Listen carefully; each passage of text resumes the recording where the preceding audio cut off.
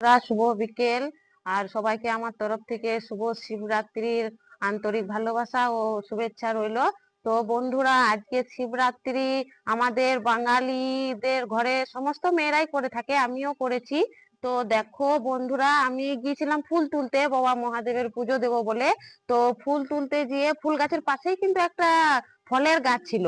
তো ফলের গাছটা দিকে আমার নজর, কিন্তু জানি না এটা বাবা মহাদেব আমাকে দেখাচ্ছেন নাকি, তো আমার নজর সেদিকে পড়লো, তো সেটা আমি দেখলাম। তো দেখো বন্ধুরা, এই যে ফলটা, তা ফলটার মধ্যে মানে ফলটা দেখো তোমরা ভালো করে, আর দেখে নিয়ে কমেন্টে বলো যে ফলটা কি, আর ফলটার মধ্যে কি আকৃতি আছে। আর দেখো বন্ধুরা, আমি তো দেখে একদম মানে অবাক যাকে বলে আমি হয়ে গেছি। ফলটার মধ্যে বাচ্চার মুখ একদম বসানো, দেখো।